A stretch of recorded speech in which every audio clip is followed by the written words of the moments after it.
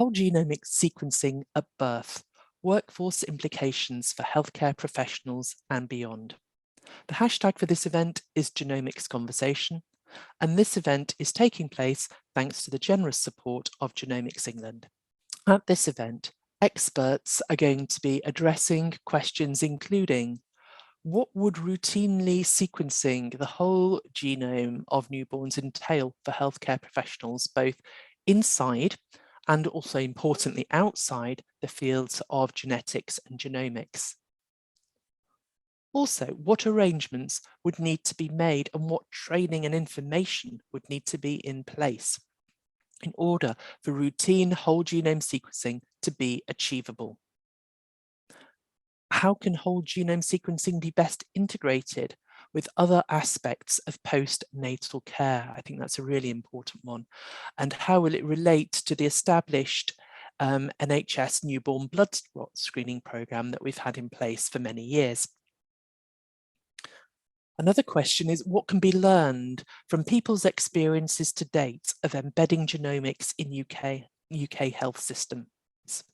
What have been the successes and what have been the difficulties? You know, it's always really important to think what we can learn and take forward. And what can be done to help bring the healthcare workforce on board with this? So I'm really thrilled that we have a fantastic lineup of speakers for you this evening. We have Sarah Jane Marsh, Dr. Michelle Bishop, Professor Eamonn Sheridan, Professor Angus Clarke, and Professor Pali Hungin. Sarah Jane is the chair of the Newborn Genomes Programme's NHS Steering Group, and she is Chief Executive of Birmingham Women's and Children's NHS Foundation Trust. So thank you very much for the introduction. I'm really thrilled to be chairing the steering group, but I'm actually going to start this evening by talking about my role at Birmingham Women's and Children's and just reflecting really on how that's impacting my thinking around this programme. So I've been the Chief Executive of Birmingham Children's Hospital for 13 years, and then latterly we've joined with the Women's Hospital as well, which is a true privilege. But one of the first things that I really noticed when I joined Birmingham Children's Hospital was the complexity of many of the children and young people that we were looking after. We were often a place that people had come to as a last resort for their care. And in every ward, behind every door, there were children and families facing immense challenges in their clinical care. And there are a variety of reasons for that. One of those is, unfortunately, despite the brilliance of science, we don't have the answers to everything that we need to look after all of the children and young people in our care. There are still many children where we don't have the answer, we don't have the drugs, we don't have the treatment, and sadly they have life-limiting conditions and don't live into adulthood.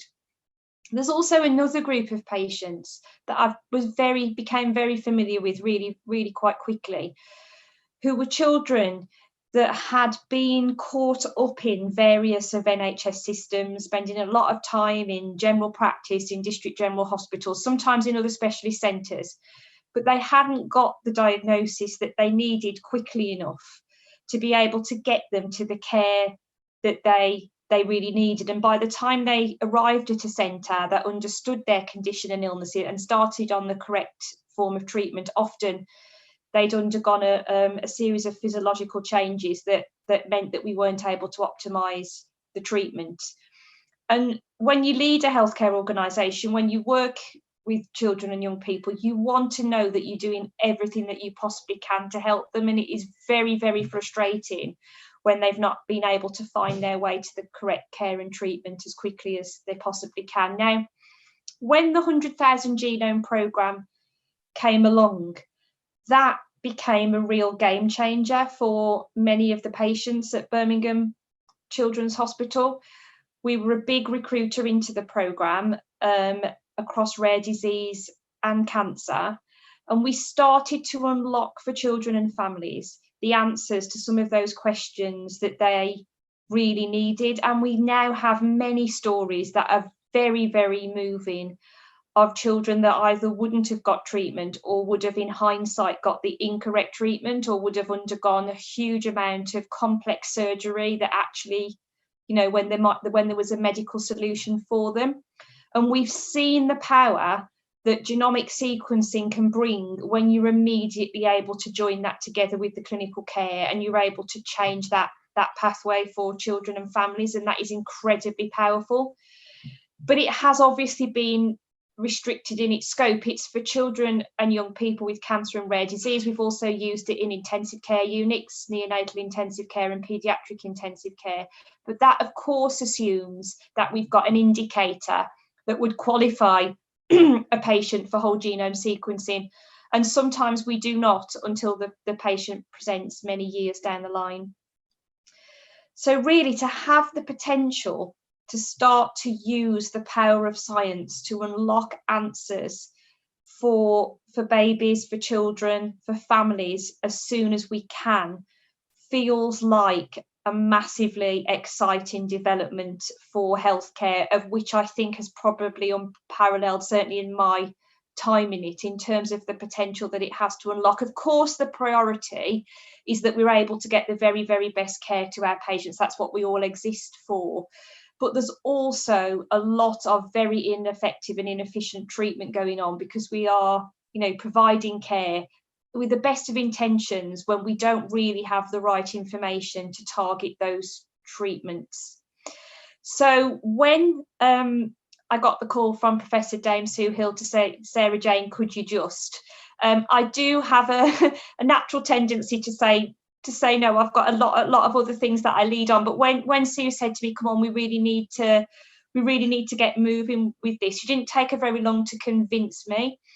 And one of the reasons that I really, really thought, yeah, I'm going to throw myself into this, is because we need to be very careful that we don't see this as a change that is just about the science of the sequencing, that is something that it's for the world of genetics and genomics to embrace. This has to be embraced across healthcare if it's going to be truly transformational to the extent that I know that it can be. This is going to be, right from a woman becoming pregnant and having those early conversations about the potential of screening, through to the screening itself and the sharing of results, but importantly, the way that we deliver specialised services to children in the first years of life could be radically transformed by this. Now, there's a lot of work to do. Sarah, you've outlined the other workshops that have happened as part of this, so we don't have all the answers, and we know that getting the answers is going to be challenging, but it has to be the right thing to do to really explore this and explore it well and properly. So that is what the steering group really is all about. How do we make this work in the best way for babies, for children, for families? How do we pilot it in a way that gives us the answers to the questions that we need answers to? How do we ensure that this isn't just a thing that's for a few babies and children, that eventually it can be a universal offer if we find that that's the right thing to do? And how do we make sure that it changes not just, I think, the face of medicine for babies and children, but how does it impact into the future for all of healthcare? I think it's pretty well known that with our current models of delivery, not just the NHS, but healthcare in general is potentially going to be unsustainable. If you look at the growth curves and the cost curves, I believe that the answer will sit in science. I think science will help to unlock a different future for medicine, and I think this is one of the really important things that starts to unlock it. So lots of work to do, but a huge, I think, amount of passion and enthusiasm from everybody on the steering group to getting this right, getting the pilot phase right, and then learning the lessons and making sure that we can really, really unlock the potential. Now, I do not want to shy away from what I know the questions will be. I've done quite a few of these different sessions, and I can preempt the questions will be, we don't have the people that we need in laboratories, we don't have the people that we need to be able to do the reading and the feedback.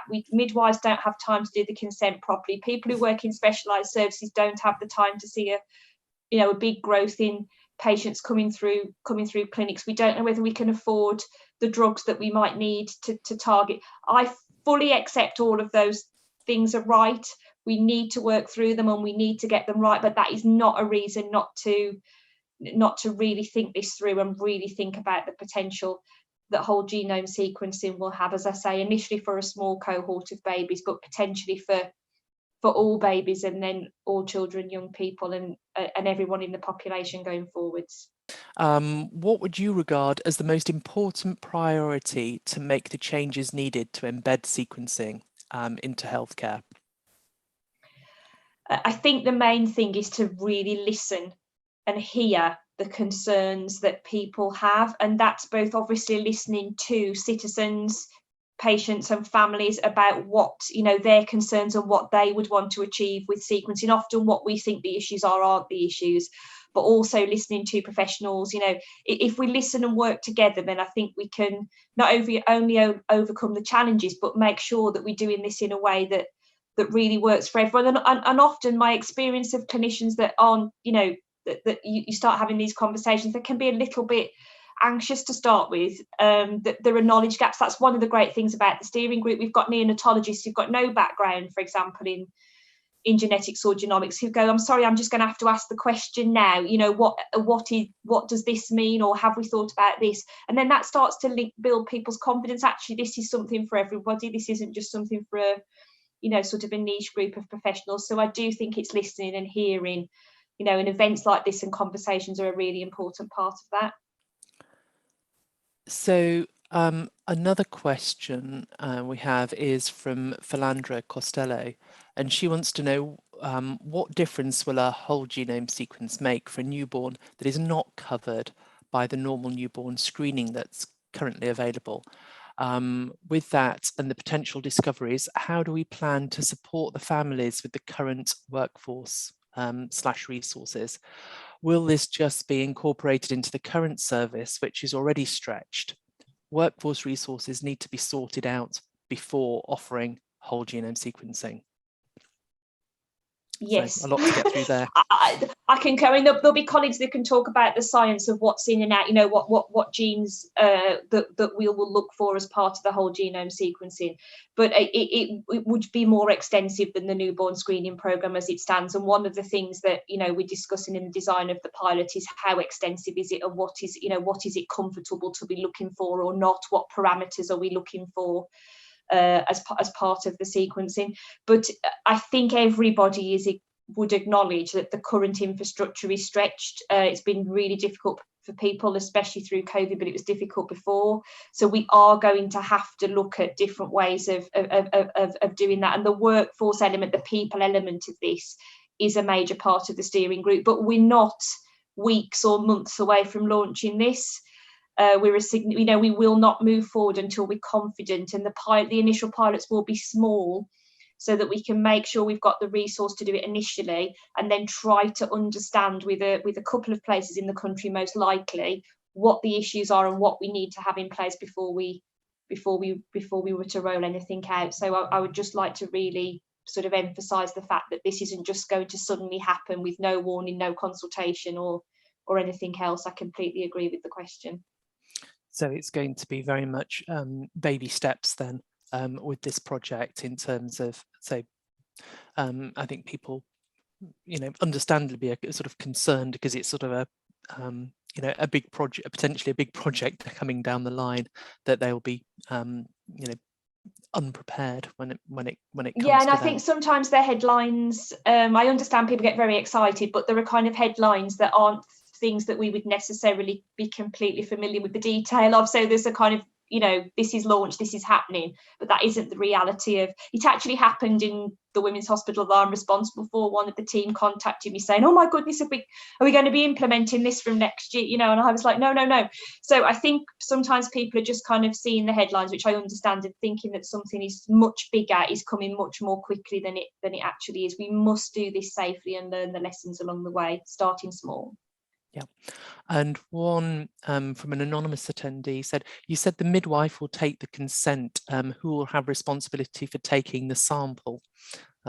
This may not have been worked out yet, but no. And when I said, I'm not saying that necessarily the midwife will take the consent. I think what we're talking through in the group at the moment is that obviously there's lots of people in the journey of the whole genome sequencing, lots of professional groups that will need to be involved, and one would imagine that midwives would play some role in that, because they are the trusted professional when a woman is talking through their pregnancy, journey and experiences and making choices for themselves. So we would envisage that the midwife would play a role, but this is another one of the questions that we are working through. We're also working with our very, very sort of informed citizen groups about the right time and place to have the initial conversations about whether or not people are interested in participating. Is that part of an appointment? Is that separate to an appointment? Is that done initially? Is that done at 20 weeks? Is that done at 28 weeks?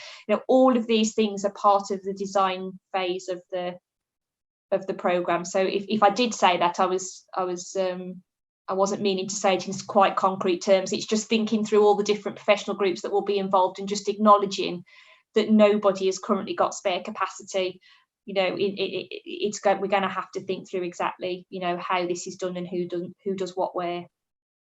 We've had a midwife on a panel at a previous event actually, and she was thinking of how that it could be incorporated into what they do, and I think about the the level of detail in relation to the consent as well, which may not be as much as one initially thinks, because what the conversations are around the heel prick test, and it's so it's for her perhaps it wasn't that much of an extension from that in terms of taking consent. So be interesting to find out what the group come up with. So another anonymous question is, are there any existing initiatives that will help the workforce prepare for if and when this is implemented into the NHS? I think probably the thing that it's most closely aligned to is the 100,000 Genome Project, because that was a real sort of end-to-end endeavour, where the sequencing itself is critical, but actually the way that the consent is taken, the way the information is fed back to patients, the way that then works through multidisciplinary team meetings to come up with different treatment pathways and so on. It's a really significant endeavour, and we've got people that have been involved in that again as part of the steering group, sort of thinking through and learning the lessons. So I think we have got some things to build on. I think it's the potential scale of this that, and again, I just reiterate, the scale will not be significant to start with, but I think it's the potential that people can see for the scale of this that can feel a little bit overwhelming, which is why it's really important to us to do that kind of start small and start to build. But we also need to acknowledge that if we're really going to learn the lessons of this and understand, we will have to do the pilot phase on a significant number of babies to get the accurate level of learning, if that makes sense, just because of the nature of some of these rare diseases and what we may find. So yeah. Okay, then the next question is from Ulrich Stoltz, who says, thanks for sharing your experience. I've been working on an approach that reduces the cost of sequencing more than 100 genes from around £100 to £5. Perhaps a loaded question. Do you think that whole genome sequencing can be cost effective, considering that you'll have to sequence hundreds to thousands to make one diagnosis? I genuinely don't know the answer to that question. The more that you do something, the more the cost comes down. And I know the cost of whole genome sequencing has radically come down over the years. It's going to depend, I guess, to an extent what we find and what we're able to unlock, aren't we? We were sharing this story just last week. I won't go into too much detail in case the patient's identifiable, but of a patient that would have undergone a huge amount of chemotherapy, radiotherapy, a significant series of operations, would have been left with a life-limiting disability, and actually had a sequence, had 2 drug treatments, and is now all but cured. So I don't know how many of those types of stories we go into need, because it's not just the healthcare cost, it's the whole cost of having somebody where you had the potential to treat them in a really efficient and effective way, and you didn't do that, and that person may go on to live many decades, and so I don't know what the economic model is, but I feel like there's a case, and the more that we do of it, the more opportunities that this will bring forwards, not just for health, but for society as a whole. I think there's a flavour of the question, something that you've already really touched on, Sarah Jane, is about the concern about the staffing and how whether the people will be in place. With someone saying, for the 100,000 Genomes project, additional staff were employed to take consent and obtain the samples. It didn't rely on the NHS staff who are already, as you've said, are working at capacity.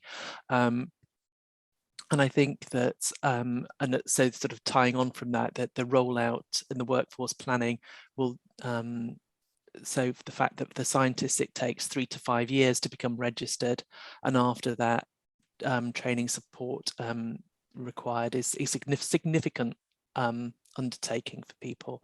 So what can you say to reassure people, I think, about that? Well, I mean, obviously I mentioned it in my own introduction, because I think it's, it is the biggest thing. And, I think it's something that we obviously need to share information, some of the plans with people on sooner rather than later. I think my biggest part of reassurance, and I think this is probably the reason that Genomics England asked me to chair it in the first place, is I also have to implement it. I'm the chief exec of a hospital with a huge genomic service, with one of the biggest maternity services in England and a major rare disease and cancer centre for children. So if, I will be responsible for implementing it in my day job as well as for overseeing the steering group. So if it's not doable, in Birmingham, it won't be doable anywhere else. So I've got a very weather eye on the practicalities of this, and I'm acutely aware of how much pressure people are under right across the board. I do believe in transformation, so I think we need to think through some of, and not probably initially in the pilots, but this can't just be a bolt-on. We have to think about whether we can use it as an opportunity to transform the way that we do some elements of care, and that would be the vision. But I'm absolutely confident that we won't come out with something as a group that is, sort of feels like something that a group of people who are removed from reality have developed. It's a very grounded group. It isn't just me. As I say, we've got frontline clinicians on there, frontline midwives, frontline neonatologists, people who work in laboratories, people who work in genetic services, people who work across different specialties in paediatrics, and that's the group of people that are going to be coming together to design the pilot and the next step. So it will be rooted in what is doable and what's real. I think that will, I hope, reassure quite a number of people. I think that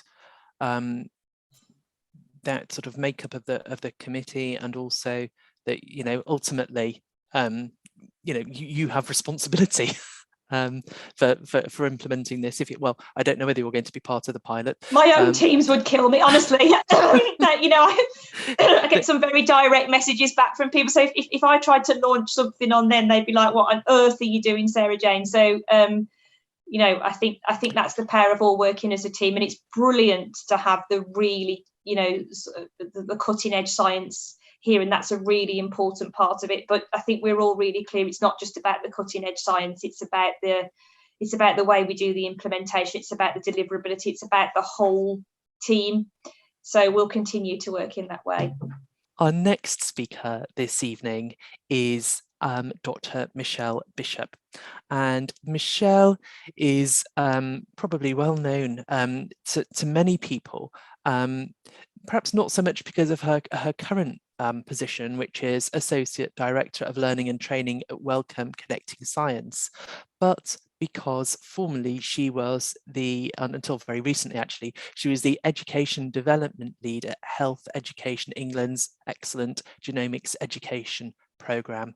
So I'm going to hand you over now. Thank you so much for the opportunity to actually speak with you tonight about this area that I'm quite passionate about, not only about the workforce element and around the upskilling of the workforce, but also in the aspects around newborn screening.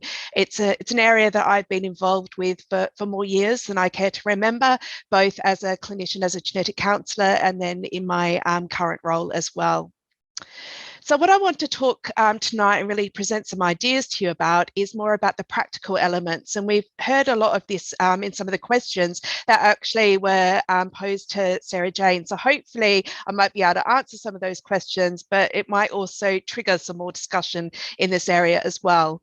So I really want to think about what we need to consider to ensure that the workforce is ready to actually implement not only the pilot program that we're talking about, but also if this will become part of kind of everyday business in terms of what the NHS can offer. If we're thinking about what the workforce needs in order to deliver the pilot, the way that I've been thinking about it is around upskilling the existing workforce, and it really will be a smaller pool of the healthcare professionals who may be involved. As we've heard about, the pilot will be starting off small, which means that if we're offering this test to a smaller number of individuals, we're also considering a smaller number of healthcare professionals who will be involved with this as well. And I'll be touching on some of the resources and education and training opportunities that already exist now and how we'll be considering what is required for this going forward. But I also want to really highlight about the opportunities that we've got here to actually consider what is going to be needed if we do actually incorporate whole genome sequencing as part of a newborn screening offer. And this is thinking about the capability. So thinking about what healthcare professionals right across the entire journey of this program will need and have and make sure that they have access to relevant education and training, but also the capacity. And this has been raised and it continuously gets raised anytime that we talk about introducing something new into the health service. But we actually have an opportunity now to actually do some really good work to ensure that we do have the right numbers of people in the right place in order to deliver the service. So I also want to touch on, and I do say that Sarah Jane and I didn't talk about this beforehand, but I'm really glad that some of the things she was talking about follows on in this talk, that from the workforce perspective, we really are building on the lessons that we've learned from the 100,000 Genomes project. So the Genomics education program, which has the remit now to start considering what is going to be needed around the Newborn Genomes project, was also the organisation that had the remit to develop the education and training requirements for the 100,000 Genomes project. And we've learnt quite a lot through that process. So what we did in terms of the 100,000 Genomes project was really to identify who was doing what and when. So really identifying the touch points of when NHS staff were going to encounter aspects around the 100,000 Genomes project. So that may be interactions with the participants, the conversations that would be happening around the consent conversation and the return of results, but also the interaction with the sample and with genomic data as well.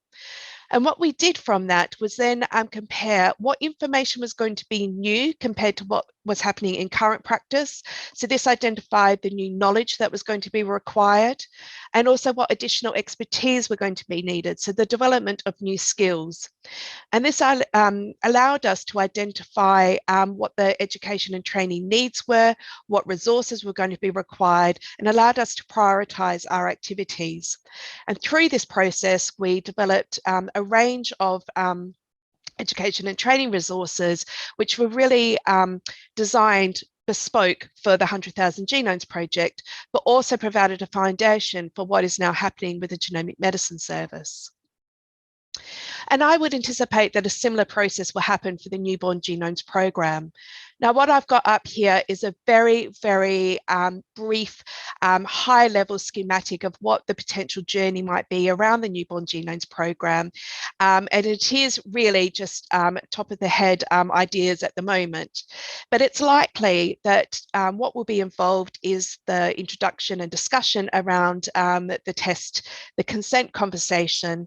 There'll be someone needing to take a sample. There'll be someone who will be extracting DNA and doing aspects around the laboratory. There'll be returning of results and then also follow-up.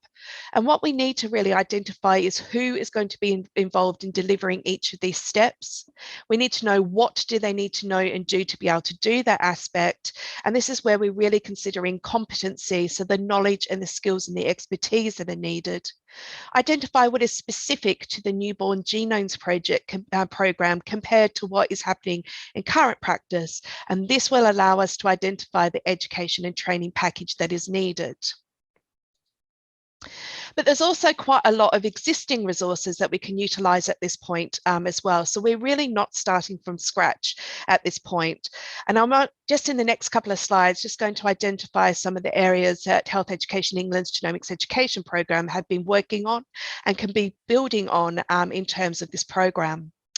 And there are three areas that I just want to touch on here around competency frameworks, education and training resources, and just-in-time information. In terms of the competency frameworks, this is identifying really what the knowledge, skills and expertise it is expected that someone will have in order to do a particular task or aspect of clinical practice. And building on the work that we've done from the 100,000 Genomes Project, the Genomics Education Programme has developed two competency frameworks that will likely be a springboard for the work in terms of the Newborn Genomes Programme.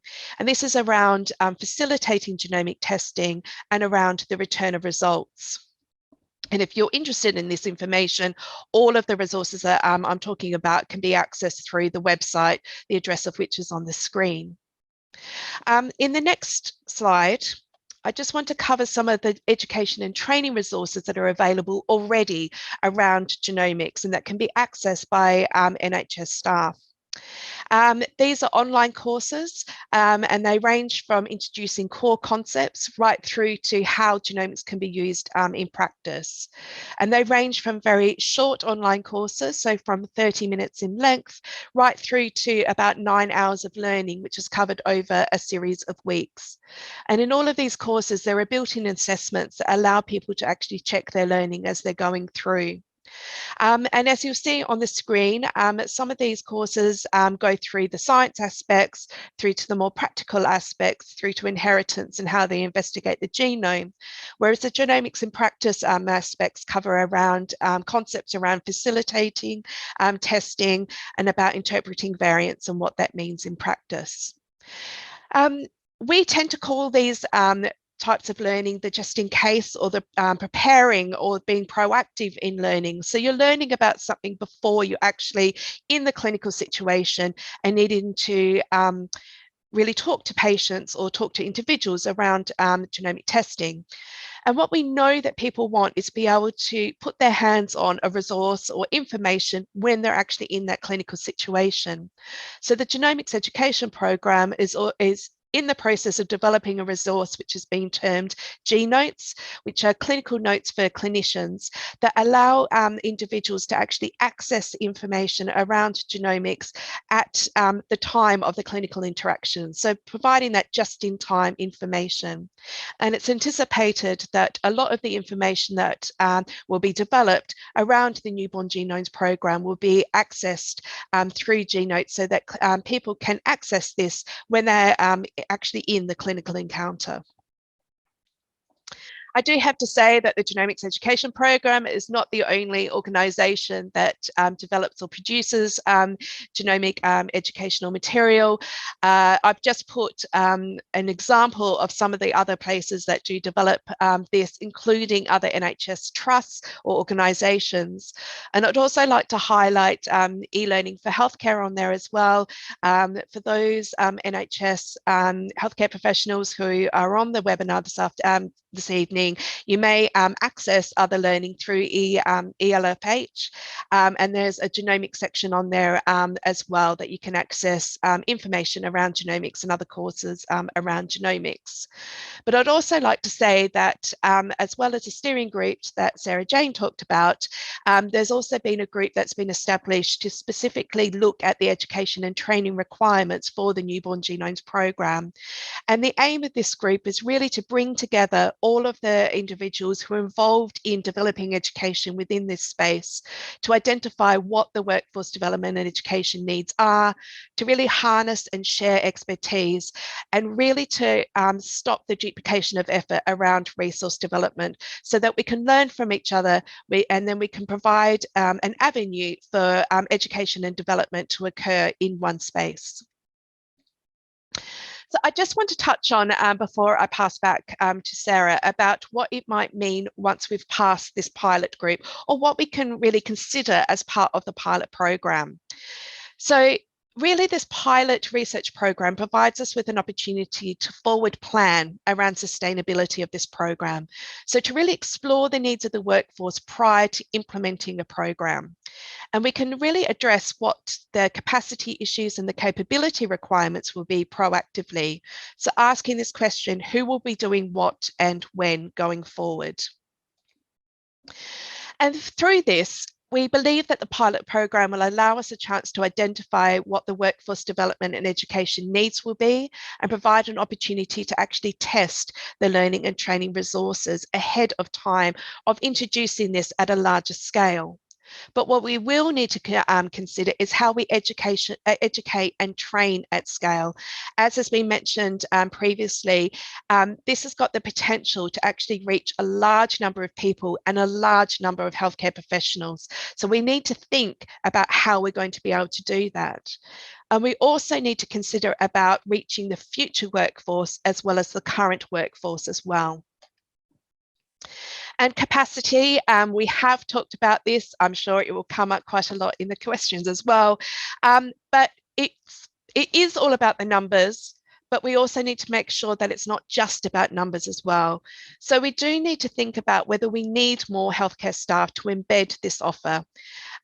We need to consider about what it means for both the upstream, so talking about the test, what it means in terms of what is happening in the laboratory, but also what happens once the test results come back as well, and the knock-on effects that may have in terms of the care of individuals and the healthcare staff that will be involved with that. We should really be exploring new ways of working. I firmly believe it's not just about trying to increase the numbers of people that are coming through the training program, but really to explore how we can extend roles and develop specialists within existing workforce as well. But we should take this opportunity to really work through the numbers and look at workforce planning and modelling. And actually the pilot provides us with an opportunity to do that in situ and to explore different options. So next up this evening, we have Professor Eamonn Sheridan. Eamonn is Professor of Clinical Genetics at the University of Leeds, and he's Medical Director of the North East and Yorkshire Genomics Laboratory Hub. I'm essentially going to talk about the implications for laboratory staff. My colleague Angus Clarke is going to talk about the wider implications for healthcare staff. So I think that this is a really exciting project, and it does provide us with a lot of opportunities. I'm going to set the scene for this project in terms of the present newborn screening programme and something of a comparison with that, because I think that does provide us with some principles which have been established for a long time and which we will need to be cognizant of with the newborn screening programme, both in its pilot phase and in its implementation phase. And the principles that underpin that the present programme are likely to have a legacy effect upon a newborn screening programme which is based upon genomics. So for those of you who don't know, the present newborn screening NHS newborn screening programme aims to, as it says here, improve health and reduce disability by identification of newborn babies at high risk of these disorders: sickle cell disease, cystic fibrosis, hypothyroidism, and then 6 inherited metabolic diseases, phenylketonuria, medium chain acyl-CoA dehydrogenase deficiency, maple syrup urine disease, isovaleric acidemia, glutaric aciduria type 1, and homocystinuria. That's just for all the professionals out there who thought I wouldn't actually know what any of those acronyms meant. There are other newborn screening programmes in the NHS which are already extant, and this includes the newborn hearing screening programme. A large proportion, particularly of congenital hearing loss, has a genetic basis, and so perhaps it could be the case that some of this could also be dealt with by the by a program based on genomics. The other newborn screening program is that for newborn and infant physical examination screening, and that is to identify baby with congenital anomalies. Again, a proportion of those congenital anomalies do have a genetic basis, but I think it's unlikely that the genomic screening program will at the moment wholly replace the newborn and infant examination program. And if you want further details on the presence programs, you can go to the link at the bottom of the slide here, which is the service specification for the newborn blood spot screening program. The newborn blood spot screening program does offer some quite interesting aims, and these are outlined here. I won't go through all of them, other than to say that the offer is that all babies are screened in a timely fashion and that all parents are supported to make an informed choice. We're going to have to maintain those principles. The last point that is outlined in this service specification is that it is a complex program delivered by a range of organisations working together. The exclamation mark is mine, but I think it's an apposite exclamation mark, because I think it really, in a sentence, doesn't seek to disguise, doesn't hide, but it brushes over a lot of complexities in this area. And one of the other things about the presence screening program is that it outlines what parents understand that they are consenting to. But I think that this also gives us a good description of what our obligations are to parents who take part in this program. Again, I won't read all of these here, but they are quite extensive. That we take the samples, that we contact parents about results, that we perform additional tests if they're needed, and that those those results are retained and stored and maintained within an integrated system.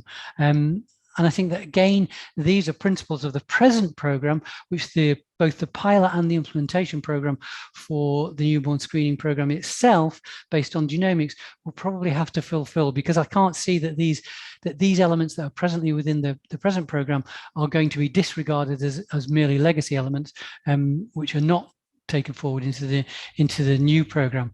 So what should a screening program based on genomics look like? Well, Sarah Jane's got this screening, she's got this body together, which is looking into this, but actually all she needs to do is go back and look at the Generation Genome report from 2016, when Sally Davis told her exactly what you need to have in a screening program based on genomics. And it talked a lot about infrastructure, and that infrastructure was outlined here, and in terms of IT systems, workforce systems, critically integration of information, and for a newborn screening program that proposes to maintain the data over long periods of time, so that we can avail ourselves of the opportunities that provides us later on in life, storage facilities. So I think all of these are going to be quite important moving forward.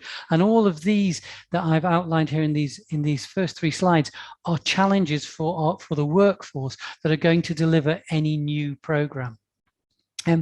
So as I say, I'm medical director of one of the genomic laboratories in the UK, and so my concerns are what lab scientists may be asked to do in this program. So I'm just going to say what lab scientists do presently.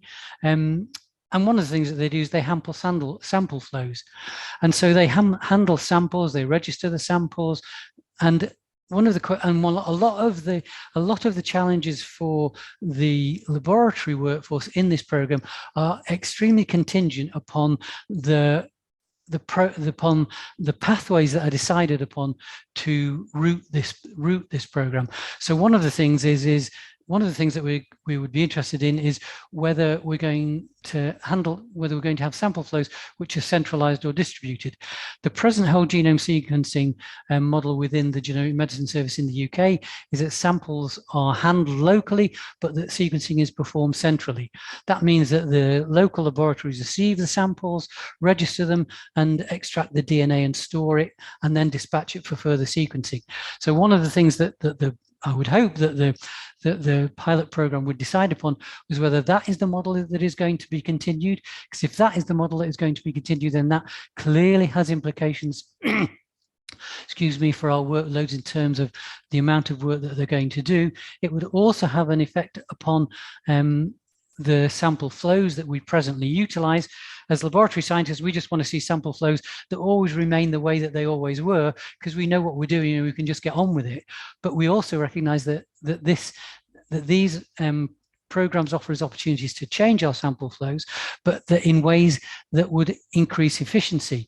And again, we would be really interested in knowing what the sample types are, because that will be quite critical to the way that we handle those sample flows. Laboratory scientists also perform analytical assays, and there's no doubt that whole genome sequencing does provide us with the opportunity to streamline sample flows across a range of disorders. It does allow us to detect more classes of variants, but it does present us with problems again. And so again, we would need to know exactly what the analytical assays were that were going to be performed. Lab scientists also perform data analysis, and the analytical pathways that they design are often very specific, but the tests are also very flexible and scalable, and we can do all of this. But challenges for the laboratory workforce are completely contingent upon the answers to the questions of how these pathways are going to be decided upon. We also know that as laboratory scientists, we often perform orthologous assays to confirm screening assays. And one of the things, particularly about the inborn errors of metabolism screening program at present, is that it aims to leave no babies behind. So it aims to actually identify all babies who are affected. So the false negative rate for the test, that's not just for the assay, is extraordinarily low. And again, if that's going to be mirrored in a genomic program, that's going to be quite challenging for us to produce, for us to maintain. One of the last things that we do is issue comprehensible reports. And in the case of this set of assays, where we're aiming to identify individuals, where we're aiming to screen individuals with a genomic test, I suppose it's highly likely that we're going to require confirmatory tests, and some of those will be non-genetic. If we're going to replace some of the hearing screening with genomic tests, we're absolutely going to have non-genetic tests. And at the end of the day, we're going to need to ensure that these reports are again part of the patient record. And these are all challenges for our present workforce. The present NHS genomic services are staffed by highly trained scientists who are good at incorporating clinical information. They've got a lot of experience of IT systems, and we're well used to data handling systems which are well designed and flexible. And we have common data handling programs. So I think all of these things allow us to say that NHS genomic scientists are well placed to be able to deliver these programs, but there are problems which arise in that the present model for whole genome sequencing in the GMSA relies on paper records. We're very keen to move away from that, and one of the things that this project would allow us to do would be to develop electronic systems. NHS genomic systems are presently, I would have to say, relatively poorly integrated with other NHS systems. This again will have to change if we're going to have a genomic screening program which integrates with all of these other services. And at present, we don't particularly use electronic report issuance, and again, that will have to change quite radically. Integration will be an issue. As I say, there are well-defined NHS systems to confirm disorders which are identified by screening. Well-defined programs are there for inborn errors of metabolism. This is not as well-defined in other areas, such as cystic fibrosis. We've had cystic fibrosis screening by means of genetics for a long time, but it doesn't identify, but the programs at present don't identify 100% of all children who are affected with cystic fibrosis at the point of screening. And this will require automatic reflex integration with other services, which is going to be a question for NHS infrastructure. And the present newborn blood spot screening program is extremely well organized. And one of the challenges will be, can a whole genome sequencing screening program integrate with this?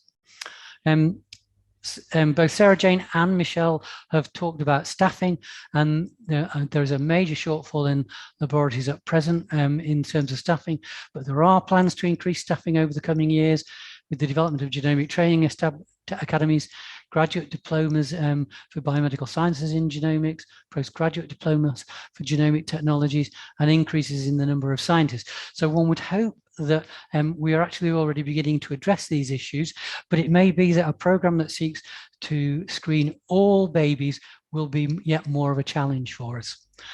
So in conclusion, I think that this is a major opportunity to improve health outcomes and equality and critically inequalities, and it's an opportunity to tie genomic analysis into routine care. But there are challenges with regard to the methodology, challenges with regard to integration, challenges with regard to IT and staffing. But this is a fantastic opportunity that we really have to grasp. Thank you for asking me to do this, actually, because how can I put it? It's made me sort of look quite hard at the implications for people outside genetic services. And that's what I'm going to talk mostly about. Adding whole genome sequencing to newborn screening, it has to be an addition. It cannot possibly replace, well, partly because the present system is, of course, much closer to phenotype, and we need phenotype to interpret genotype. But also, I mean, the impetus to get newborn screening going at all, and much the commonest cause, is hypothyroidism, which you would only very rarely identify through through whole genome sequencing. So it has to be an addition. So in principle, in the abstract, this could be a great idea. There are lots of issues, processes, procedures to sort out, and I'm not going to think about them at all. I'm going to think about issues of context, and I'm going to think about the real world in 2022. And of course, this might not come in for some time. So I suppose if the impetus to get whole genome sequencing added to newborn screening means that there's an impetus to support the NHS so that it's in a better place to do this, then of course that would be great. But at the moment I see substantial difficulties with community health services, even for clinical genetics services. So I'll talk about both of them. I'll also mention something about the lessons from newborn screening for Duchenne that we did in Wales for some 20 odd years. And some notes of caution coming out from the public consultation. And it comes down to really, are we ready for the challenge? So is now a good time? Okay, so I'll start with the newborn screening for Duchenne in Wales and what we learned from that. First of all, the information and consent step requires not only time, but also a shift in mentality to help people explore questions for themselves, at least in that instance, and I imagine quite probably in this too. So in terms of Duchenne, we were wanting people to think about what sort of a person am I? Would I want to know if, whatever. And midwives in the past, have, in terms of taking consent for newborn screening, were really basically saying, this is good for your baby. And everyone was happy with that because it's very definitely true. But once you get into much more complicated scenarios, it's not always true. Ideally, a change in the process of screening and the consent process can help people face those sorts of questions. And we did some pilot work, not properly introduced into Wales, but some pilot work looking at very minor changes in procedure, which helped improve the quality of the decision making. It's also important that the high uptake of the add-on genome testing must not be a target. A high uptake, certainly for the Duchenne screening, which I know is very different, but I think this is a lesson we can learn from it. High uptake indicates poor consent, and it's not good to have that as a target. And we also learned that a coordinated approach to the family with screen positive results is vital. So in terms of going back and contacting the family, this meant engaging with the primary care team and with the local paediatrician before contacting the family, and sustained support afterwards. So you have a gap of some years with Duchenne, and this will vary with the condition in terms of genomic screening, a gap of some years between diagnosis and any symptoms or things going wrong. And families need support in that time. Okay. So in terms of community health services, they fit in with the general NHS problem at the moment in that about 10% of posts are unfilled. And of course, at the moment, it's worse than that, in that across the NHS, there's stress and burnout from COVID and more early retirements. In terms of midwives, we have 22,000 whole-time equivalent midwives in the UK's NHS, with 2,000 posts unfilled in England. And so about 10% overall. And a lot of the process of explanation and consent is likely to land on midwives, particularly because you're going to have the sort of current sort of test being done, and then one or more tiers of add-ons, depending upon exactly what categories of disorders are being looked at, which might change over time. And if you think of 20 minutes being available to give explanation and take consent in 700,000 pregnancies a year, which is sort of the average of what it has been for the last few years, that would be equivalent to about 130 midwives doing nothing else. And there are questions as to whether that sort of time frame is enough. In terms of health visitors, they are likely to be involved in providing support to impacted families, both immediately and over time, particularly between the time of the diagnosis and the onset of the condition. In a clinical sense. So their numbers are important. There were 10,000 plus in 2015, but they had dropped 37% to 6,500 last year. So that is a major problem. GPs, again, who will have to be very much involved in this, 27.7 thousand in England, with a commitment to an additional 6,000 by 2024-25. That commitment has been there for some years and it's failing, and numbers of GPs are still falling, and the shortfall is something like 18%. So landing extra stuff on these teams is sort of not unequivocally good. Clinical genetics services will inevitably see an increase in referrals, and we are already overstretched. There are questions about how confident we can be in the ability of GEL or the lab system of whatever shape it takes to deliver a mass screening program in a timely way. And if you think of the 100,000 Genomes Project, the pace of return of results and the incompleteness of the results still, I think, is not encouraging. I mean, I'm not saying it's not possible for this to happen, but I think, I think there'll be a lot of people not sort of wanting to hold their breath to see it happen. There's also dangers for us as a clinical genetics service focused on meeting the needs of patients more broadly, being narrowed down to an ancillary role in variant interpretation. Who's going to be delivering the explanations, the decision support, the coordination of care? And especially when there's no national IT system yet for the coordinated interpretation and notification of variants and notification of reinterpretations. And that's something that we desperately need. I mean, it's infrastructure that, is a really high priority.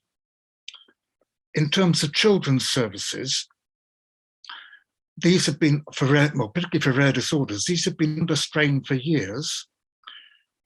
What I see is that families are now in competition for access to social, educational, therapist support and other specialist services. Having a confirmed molecular diagnosis is seen as a route to gaining better access to services that should be, but are not available on the basis of need. And this sort of competition between families and the desperate search for molecular diagnosis so that they can jump in and get the support that everyone with whose child has got severe neurodevelopmental problems should be having but aren't getting is desperately sad. So when children with complex disorders are in need of basic services, is that a time to be taking on this extra load? And while it may in principle be a good idea, and I can understand the enthusiasm for it. I think if everything else was working, it would be great. But can we make it work? It's going to bring extra work to everyone. Can we make that work without sacrificing our core commitments to what we're meant to be doing? And the broader context, as well as inadequate NHS resources, the other major aspect here is child poverty. So levels of poverty were rising before COVID. So 3.7 million children in the UK lived in absolute poverty before COVID. In 2020, 5% of children listed having enough food or clothes as one of their top 3 worries. COVID put 300,000 more children into poverty in the UK, of whom 100,000 were taken out of poverty by the temporary increase in universal credit. And 350,000 children are living in families short of food, and food parcels for children more than doubled in 2020. So NHS resources and then child poverty more generally. What does it look like when the NHS fails? And what I want to say is that it's not all or nothing. I mean, the NHS is failing in the sense that it is falling short on basic functions. But sometimes people talk about the NHS as if failure would suddenly snap it, but it's not like that. It's incredibly resilient. So failure is a continuum, not a sudden single catastrophic event. And it's falling short for a lot of our patients. And from the consultation exercise that I took part in, and I think was really good last year, one of the participants' comments that really struck home for me was, if you're going to do this, don't mess it up. So let's think about what would messing it up look like? How would we know it? Basically, it comes to what would not get done to enable this to happen. So is newborn screening with whole genome sequencing really top of the list of priorities for children in the UK in 2022? And I'm not certain. However great it would be, I think there are other things. Isn't this primarily being driven by can do, will do, and oh, how interesting the data and the research? Perhaps there are other things that need sorting out first. So this is my last slide, and this is being a bit brutal now, but should we be bringing this in now? Is now the time to place further demands on a struggling system when health, social and educational services for children are no longer coping? When children with complex disorders are in need of basic services, whether or not they have a molecular diagnosis, and many of these children, of course, don't get a molecular diagnosis, even with genome sequencing. And when children are going to bed hungry at night. If we do this and make it work, what will give? What added harms are going to happen because resources are put into this? I've really appreciated the presentations today, and I want to particularly congratulate Professor Clarke for having taken an approach which does ask the challenging questions. In some ways, my own presentation is geared in a similar vein, asking the same kind of questions. The Changing Face of Medicine is a commission set up by the Academy of Medical Royal Colleges. And what we've been trying to do is to project ourselves into the future, to think about how medicine might look, what the role of doctors and particularly the expectations of the public will be like. It's quite a difficult exercise. It's like trying to invent Star Trek for the health service by visualizing things. A difficult thing to do, but an important one in an environment where we are usually driven by what needs to be done tomorrow morning or the day after. We looked at our current problems and the likely challenges that we are going to face over the next few years. But as I've said, our central aim has been to visualize the future in terms of scientific, clinical, societal, impacts on people, upon society. And genomics has been an important and key element of a lot of our thinking. Let's look at our current problems. We need to appreciate what they are, and I'm trying to contextualize them for genomics, rather like Professor Clarke did. If we take a view of our National Health Service at the moment, there's no doubt that we have fragmentation of specialties, so-called silo care. Indeed, only a few days ago, I was approached by a neighbor who has diabetes and was seeing her diabetes consultant. And she asked the question, well, do you think I should be having heart tests to see if I might have any blockages?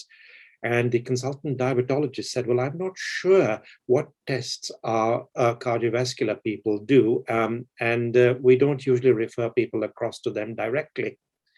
She was quite astounded. I mean, she's a layperson, and for diabetologists not to be having conversations with cardiologists seems to me to be not a very clever thing in this day and age. But that is an example of how we've split ourselves up.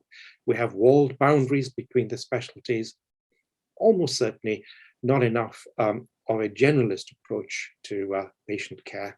And the purchaser-provider split has, of course, made things much worse, with patients sometimes having to go to several places as part of their one single condition in order to get it treated. And of course, we've got this problem because we don't have a named responsible doctor to coordinate our care, particularly when we're in secondary care as patients. And the role of general practice has been marginalized to some extent. And certainly in terms of genomics, the role of general practice appears to have been held at a distance. But I was very pleased that in the last presentation, this was brought as something that needs to be considered.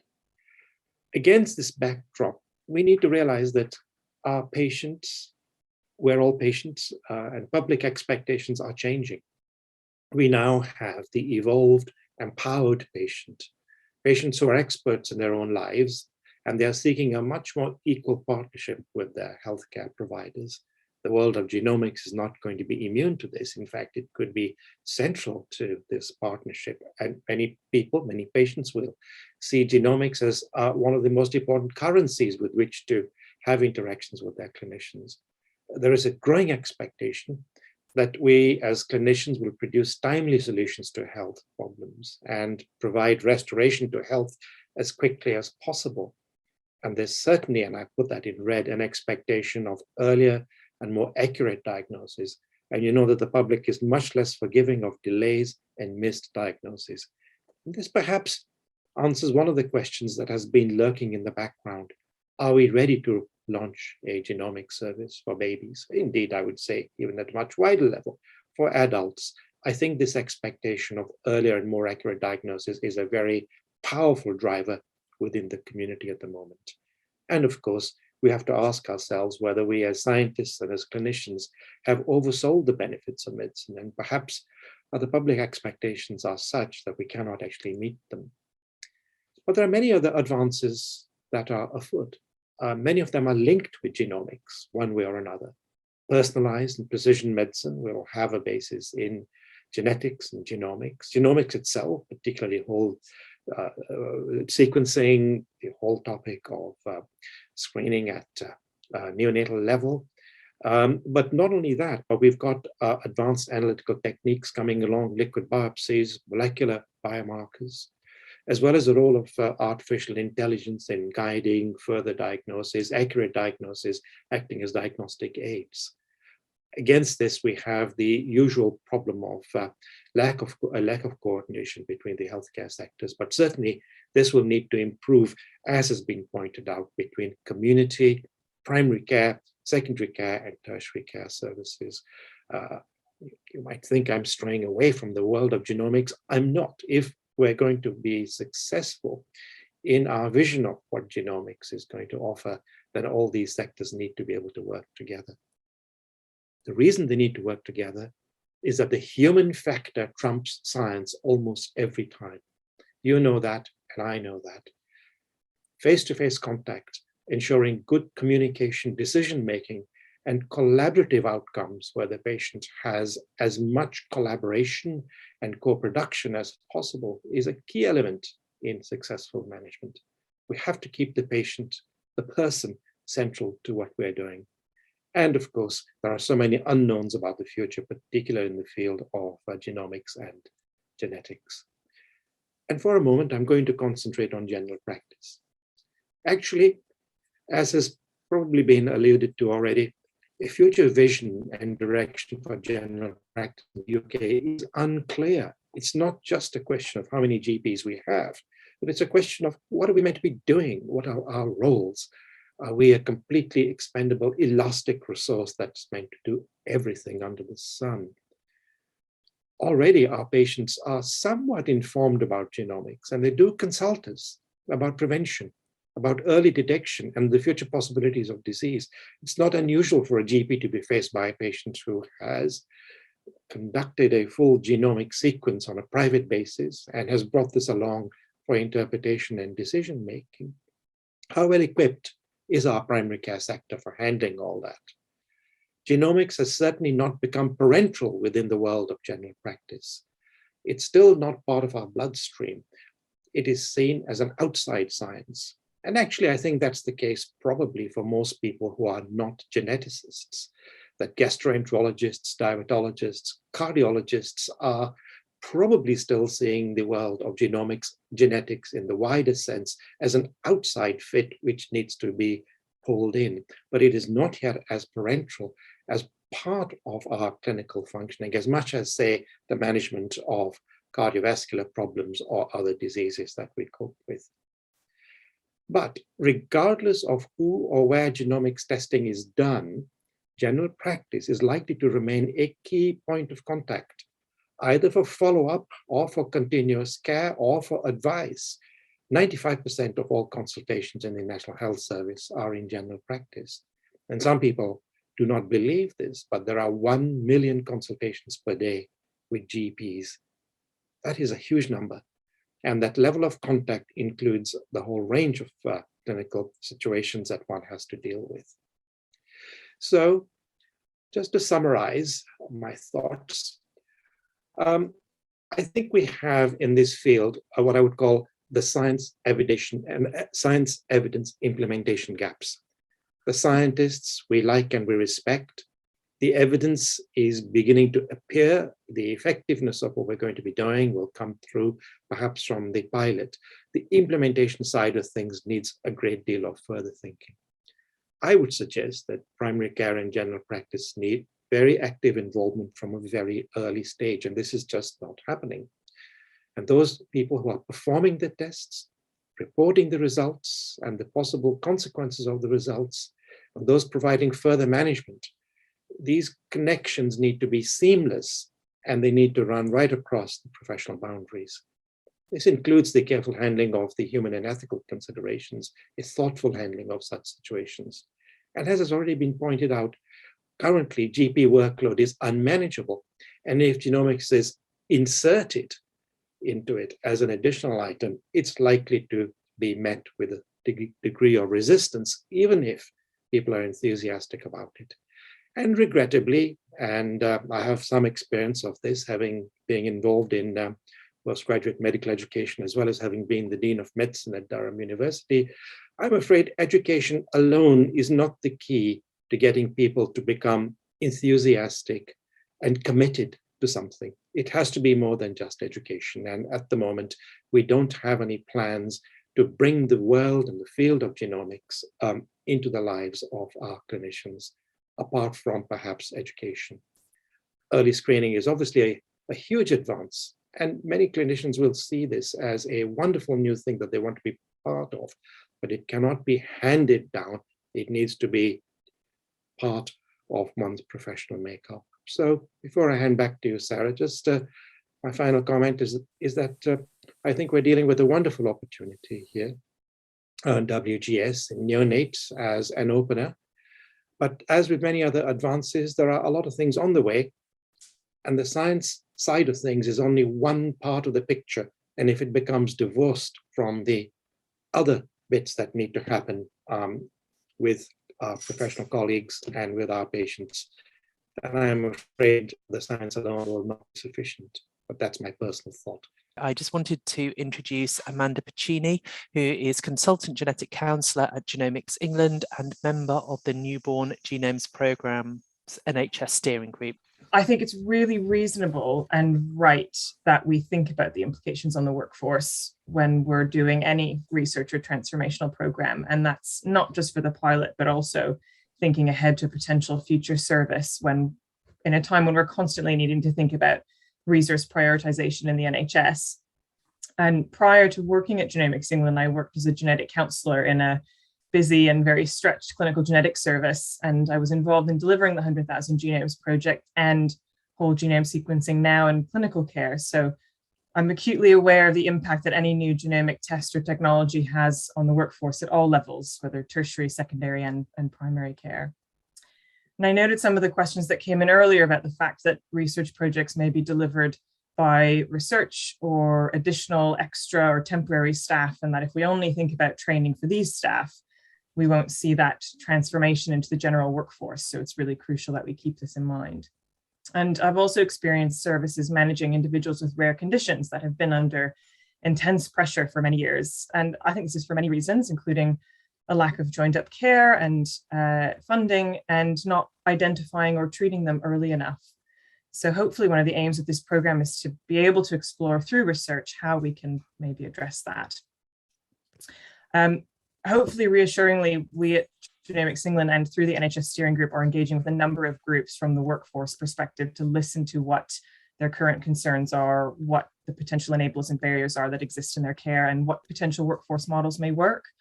And we're thinking as carefully as possible how we can prepare and minimize any impact on the workforce. And this includes things like ensuring we have an analysis pipeline that can deliver results with minimal impact on lab services, making sure that we're not feeding back any variants of uncertain significance and only focusing on changes where we have a really high degree of certainty that they're going to cause an outcome, and where that child would be someone who would become ill and would need care. We're just identifying them earlier and hopefully improving outcomes for the family and the impact on the workforce in the process. It also includes developing information for patients and healthcare professionals to facilitate training and conversations in hopefully a more straightforward manner and building on the existing great work that's out there. This genomics conversation seems to be, how should we do this? What issues might arise rather than should we do this? They want to know, are we asking the right question? And so I think with that one, I'll go to Angus first, because I think it perhaps ties in neatly to your presentation. I'd be looking at this from a point of view of, in an ideal world, would we want to do it? And a rather different question of, given the way NHS and society in the UK is now, is it something that's sensible and appropriate to be done now? And I've got major reservations about going ahead with this full steam now. I think there might be a place for doing this if the NHS was well resourced and we had enough slack in the system to pick up the extra work that it will entail, so that other people were not going to suffer because of it. I mean, there are a huge number of issues to think through. I mean, I've got real reservations about the idea of the genome sequence as a lifetime resource.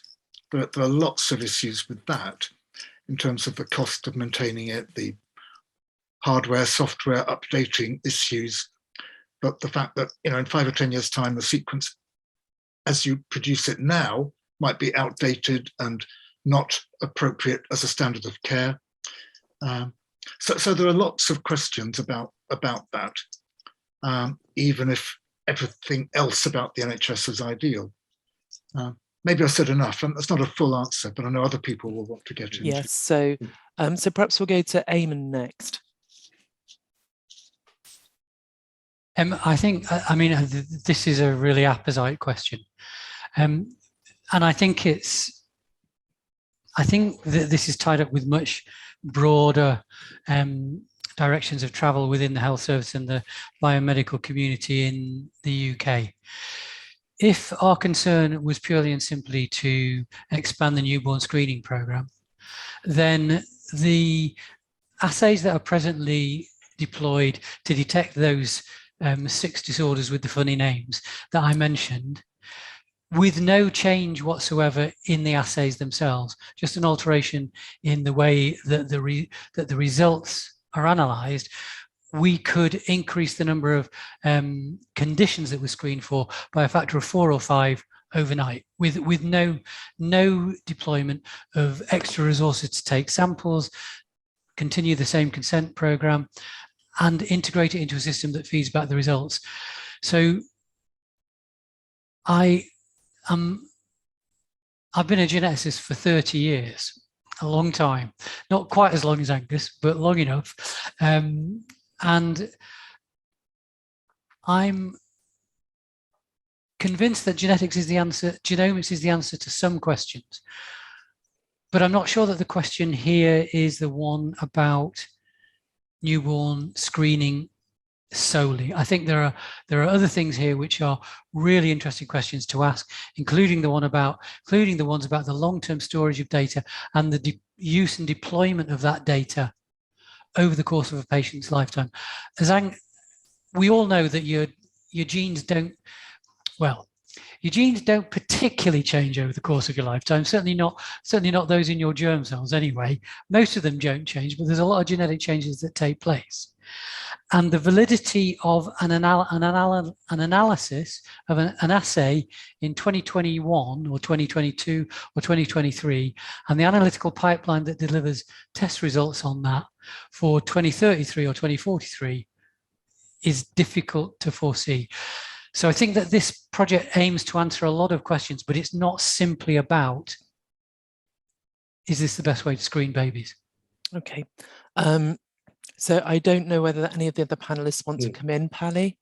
Yes, I mean, my answer is, whilst I'm in the same sort of area as our 2 other colleagues who've just spoken, I'm much more bullish. I don't think you can hold science back. And if we have new ways of detecting disorders for which we might be able to do something, I think we owe it to the world to do that. Sometimes we get caught by the fact that we work within a kind of a resource-limited service like the National Health Service. And I entirely accept Angus's point that you have to sometimes make decisions about what matters.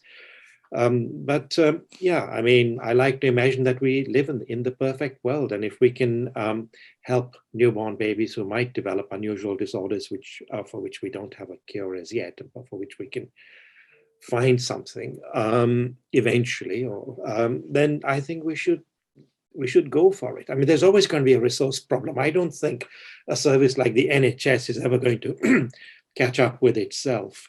And if this discussion was being held in the United States, I don't think we would have the same strictures. People would be saying, yeah, go for it, pay for it, do it. You know, I'll have my kids put through it. So to some extent, our problem is situational here rather than scientific. So you might think it's unusual for a GP to be saying, yeah, push the science, but actually I do feel that we should, and the rest of the system has to be made to catch up. It's just that some of my colleagues who are part of the organization haven't worked out quite how to make the system catch up and you know, drag them along with what really matters. But at risk of sounding like a politician, I will stop now. Thanks very much, Pali. Okay, so I'm going to move on now to the next question. I'm going to take one from Frances Linter, which I think is the same question, but it's just got split up. So she says the 100,000 Genome Project aimed to make a diagnosis in symptomatic people. Interpreting the significance of variants found in the DNA was challenging. And then she says it will be much more difficult to interpret the significance of variants in the DNA found in apparently healthy babies, and a significant chance of finding variants that cannot be interpreted. What do I think perhaps the geneticists on the panel think about that? So we'll go to Eamonn first this time. Yeah, well, she's not wrong. I think is the simple answer to that. some of that can be dealt with by the way that the methodology is implemented. So there's absolutely no doubt that in a healthy if you right, so I'm allegedly normal. Okay, if you were to sequence my genome at present using our present methodologies and compare it with the reference sequence, there'd be about 5 million differences between me and the reference sequence. The project isn't aiming to do something like that. It is aiming to interrogate specific, probably actually specific base pairs within the genome that are known to be so where variance at those base pairs almost is known to be highly associated with disease. So that's one methodology that allows you to kind of deconvolute the complexity of the results that you get. However, it remains the case that the assertion that though variation at those base pairs is strongly associated with disease has been derived from individuals who are at high risk of having disease in the first place. So we still have this problem. I think it will remain, but I think that this is one of the, to second Pali, this is one of the areas where the science that's being applied can provide us with answers that will inform the science that develops. Mm-hmm. Eamonn's making the point that working from phenotype to genotype is much more straightforward than working from genotype to try and predict a phenotype that's not there yet, and that's true. And I think in terms of this screening program that's talked about, I hope that would not be relevant in the sense that I would hope that only genetic changes found in a smallish set of genes. I mean, the GEL team are talking about a few hundred genes, that only variants in the specified set of genes which were known to be very definitely pathogenic and which did not appear in the normal population samples that are available would be produced, would be reported back and acted on. So, I mean, if that is all one was wanting this program to do, then in fact the chap who asked, or the person, I don't know, I forget who it was, but the person who asked one of the first questions was Sarah Jane at the beginning, basically saying, look, I'm setting up sequencing for a few hundred genes to cost £5. I mean, there you're talking about a panel approach to diagnose disorders that are selected on the basis that early intervention before symptoms are there would be helpful for that child so that everyone can wholeheartedly recommend it. I mean, that would be the way to go, rather than whole genome sequence generating all this other information. So, as Eamonn was spelling out, this project is trying to do much more, and that's good in some ways, but I feel it's too much for people to cope with now, I think would be my feeling. Do other panelists want to come in? Amanda? Is just to briefly acknowledge that what Angus and Eamonn were saying is correct in terms of really, and there's a lot of work that we'll be needing to do on this to make sure that any changes that we do feed back are ones that we have a high degree of confidence that they will cause that condition in question, and looking at lots of other databases to make sure that we're really clear on what those changes will be. One of the benefits, I suppose, of whole genome sequencing is that in that approach is that it enables us to be quite flexible, because we know that the information that we learn about our gene changes can change quite rapidly over time. And when we learn more about a particular change that we didn't have high confidence about at one stage, and we might do after further research at another stage, then it allows us to be quite dynamic in terms of what we might be able to feed back in the future. And as Angus said, it feeds into the kind of broader scope around this program than just purely about that initial screen. so that's why the consent process has to be, was definitely much more challenging than for the current newborn screening, because you're saying to people, you might get a knock on the door in 5 years' time to tell you something about your child that might even be relevant to you. But I mean, but this sort of information might be trickling out over time, and people are going to have to understand that. And their children are going to have to be given a choice when they are teenagers, as to what to do. So parents need to understand this, and I think this is much more complicated even than the Newborn Screening for Duchenne programme. Okay. Yes, and I think that definitely speaks to our kind of the importance of an ongoing relationship with participants, because we know that how someone feels about having a genomic test and the results they want to get back might change over time as well.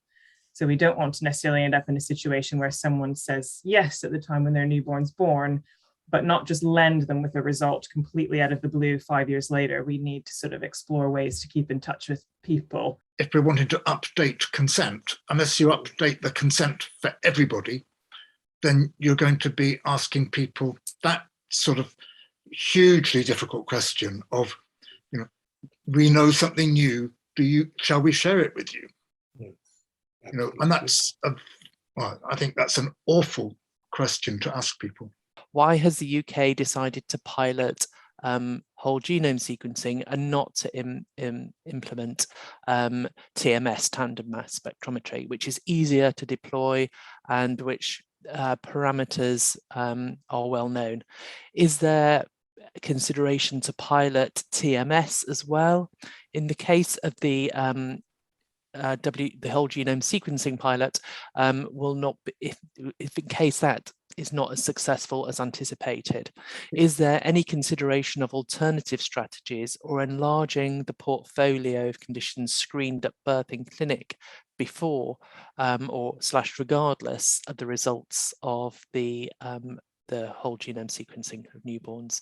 So Angus has got his hand up, so he can go first. Just that the method used is TMS now. So, and it's just, as Eamonn was saying, it's just a choice as to what diagnoses are read off from it. So it's not that the TMS isn't already up and running across the UK. It's not the method used for all of the tests. So like the hypothyroidism and so on is different. But basically the TMS is there, and it's just a choice not to diagnose more conditions. Does anybody else want to come in on that one? Amanda? Yes, just to say that we work quite closely with the UK National Screening Committee, and it's absolutely not a kind of hard either or situation. We're not sort of stopping work on other existing programs or other considerations about expansion of other technologies that are currently being used. And also, I don't think there'll ever be a world where whole genome sequencing will completely replace the mass spectrometry, biochemical tests, other things like a hearing screen that we currently have, because not all of the conditions are entirely genetic. So it's more thinking about how we could add to that rather than an either or situation. Okay. Does anybody else want to come in? If not, I will go to the next one. I think it's more of a comment really from Jim Bonham. I think there are real dangers in comparing the plans for whole genome sequencing in newborns with the 100,000 Genomes Project. The families in the 100,000 Genomes Project were seeking answers to problems. The parents agreeing to whole genome sequencing will be seeking reassurance that all is well with their lovely asymptomatic baby. The imperative and the expectation of these two groups are very different. Raising concerns where none currently exist is a very serious step unless we can discharge our responsibility almost flawlessly. National Blood Spot Programme aims to leave no baby behind. So if you're told that your baby is normal, essentially your baby is normal, will not have one of the conditions that is screened for. And this is going to be a real challenge in this setting. Yeah. Using whole genome sequencing as the methodology. But that has to be one of the questions that the project aims to discuss. Yeah. Okay. And the next one is from someone who's chosen to be anonymous, and they've said there's a huge issue surrounding the fact that geneticists and genetic counsellors will have to deal with the majority of potential results. Are there enough of these specialist teams? The 100,000 Genome Project work is ongoing 3 years after it ended. Results that include additional and incidental findings. So it's not a simple conversation or one-off appointment. Family history will be very important, and this has implications for time and money. So do you want to come in on this, Amanda, first? I suppose I'll briefly say, as a genetic counsellor myself, that I definitely appreciate the strain that can be placed on genetic services. We are doing I guess a lot of work at the moment to ensure that for any condition that we feed back, any result we feed back, we know that there is some specialist, and not necessarily a geneticist, but a treating specialist, say a cardiologist, neurologist, metabolic physician, that would be able and willing to take on the management of that child, whilst also thinking about the wider support, genetic counsellors, health visitors, patient charities that need to get involved in that process. I think the fact that as a pilot we'll be starting quite small and slowly scaling up, and because these conditions are very rare, means that in any one centre there will be very small numbers at any point in time. That's not to say that each of those numbers doesn't require a sufficient amount of time to make sure that those families get support. But whilst we're dealing with 1 to 200,000 babies coming in, and we a much smaller number coming out, and we just need to make sure we're really carefully thinking about the different elements of the workforce, genetic specialists and otherwise, that will be involved in that, and are trying to map that out at the moment.